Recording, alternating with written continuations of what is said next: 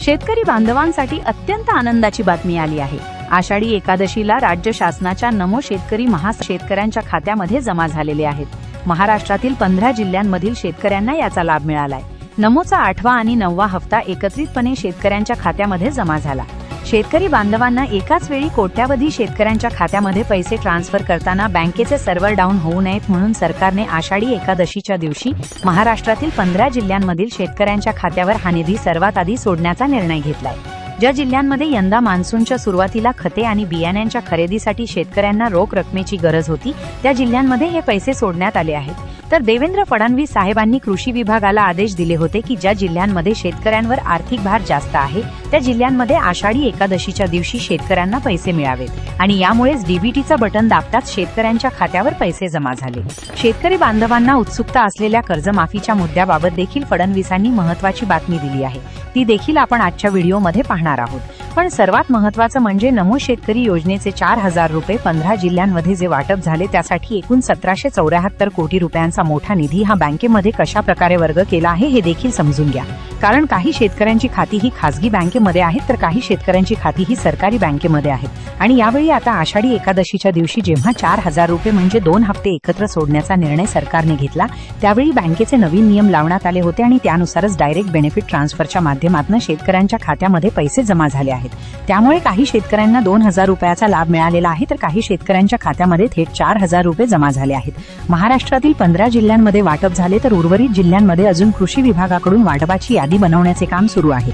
शेतकरी बांधवांनो, जर तुमच्या खात्यामध्ये अजूनपर्यंत नमो शेतकरी योजनेचा हप्ता जमा झाला नसेल तर तुमच्यासाठी कृषी विभागाने नवीन GR जाहीर केला आहे।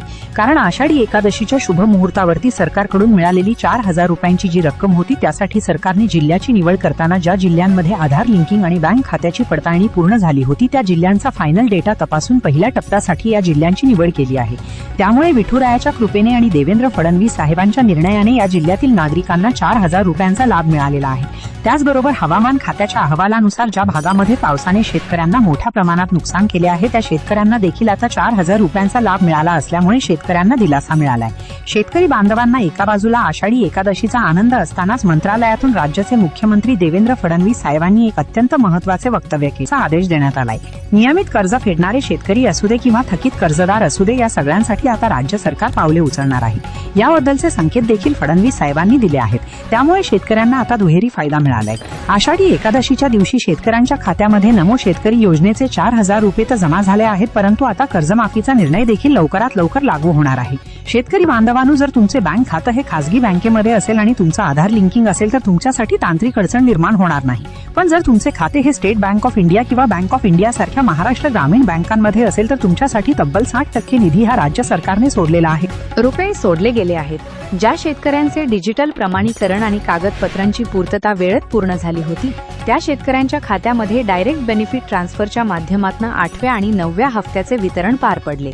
या संपूर्ण निधीची वितरण करत असताना सरकारने जिल्हा मध्यवर्ती आणि खासगी बँकांमध्ये अत्यंत शिस्तबद्ध विभागणी केली आहे आणि या नियोजनानुसार एकूण निधी हा तब्बल 60% निधी पूर्णपणे सरकारने ग्रामीण बँकांकडे सुपूर्द केला आणि त्या जिल्ह्यांमध्ये स्टेट बँक ऑफ इंडिया तसेच महाराष्ट्र ग्रामीण बँकांचा समावेश होता।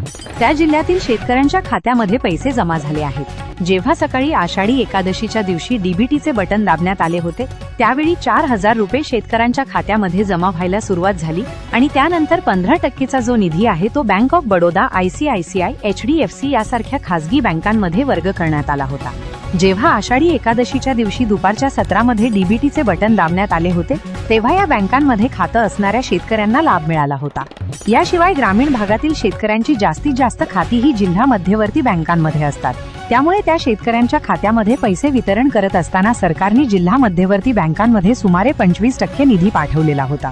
शेतकरी बांधवांनो, आषाढी एकादशीच्या या पवित्र दिवशी मुख्यमंत्र्यांनी नमो शेतकरी महासन्मान निधी योजनेचा दुहेरी हप्ता म्हणजे 4000 रुपये थेट शेतकऱ्यांच्या बँक खात्यामध्ये जमा करताना शेतकऱ्यांचा डेटा मुख्य सर्व्हरवर प्रोसेस केला होता आणि यासाठीच उच्चस्तरीय बैठक देखील पार पडली होती।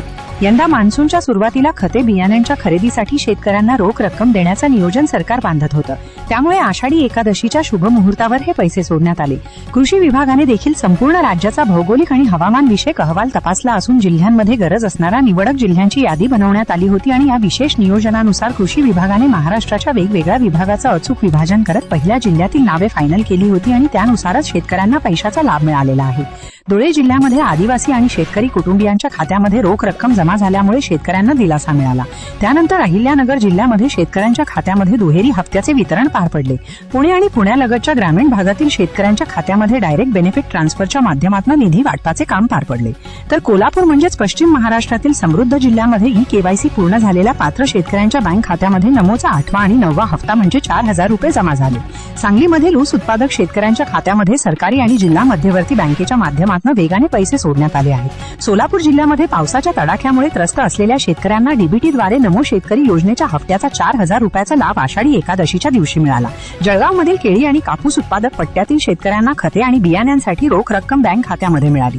त्याचबरोबर नाशिक म्हणजेच उत्तर महाराष्ट्रातील कृषी केंद्रामध्ये जिल्हा मध्यवर्ती आणि राष्ट्रीयकृत बँकांच्या माध्यमातून द्राक्षबाग तसेच कांदा उत्पादक शेतकऱ्यांच्या खात्यामध्ये पैसे जमा झाले. तर बीडमधील प्रजननमान कमी असलेल्या भागातील शेतकऱ्यांना दिलासा देण्यासाठी फडणवीस साहेबांच्या विशेष आदेशानुसार निधी वर्ग करण्यात आला. तर जालना जिल्ह्यामधील मराठवाड्यातील महत्वाचा जिल्हा आहे आणि पहिल्या क्षेत्रामध्ये पात्र शेतकऱ्यांना 4,000 रुपयाचा लाभ आषाढी एकादशीच्या दिवशी मिळाला. तर छत्रपती संभाजीनगर मराठवाड्याचे प्रमुख केंद्र असणाऱ्या जिल्ह्यामध्ये मान्सूनच्या हालचाली आणि पिकांच्या पाहणीनुसार हप्ता वाटप पार पडले. तर वाशिममधील शेतकऱ्यांना जिल्हा मध्यवर्ती बँकेच्या माध्यमातून 60% निधीचा लाभ मिळालेला आहे. बुलडाणामधील विदर्भ भागातील हवामानाचा फटका जास्त बसलेला जिल्हा आहे. त्यामुळे जमिनीची पात्रता बघून तसेच हवामानाच्या हालचाली जाणून घेऊन बुलढाणा जिल्ह्याची निवड ही पहिल्या सत्रात करण्यात आली होती. यवतमाळ म्हणजेच कापूस उत्पादक पट्टा आहे आणि या जिल्ह्यामध्ये ई-केवायसीचे काम वेगाने पूर्ण केलेल्या शेतकऱ्यांना पैशाचा लाभ मिळाला. यवतमाळमध्ये खासगी बँकांच्या माध्यमातून हजारो शेतकऱ्यांना दुहेरी हप्त्याचा लाभ सर्वात आधी मिळाला. तर विदर्भातील अमरावती जिल्ह्यामध्ये मान्सूनच्या सुरुवातीला बियाण्यांची तीव्र गरज होती. त्यामुळे जिल्हा मध्यवर्ती बँक असतील किंवा ICICI, HDFC यासारख्या बँकांमध्ये शेतकऱ्यांच्या खात्यामध्ये 4,000 रुपये सोडण्याचे काम करण्यात आलेले आहे.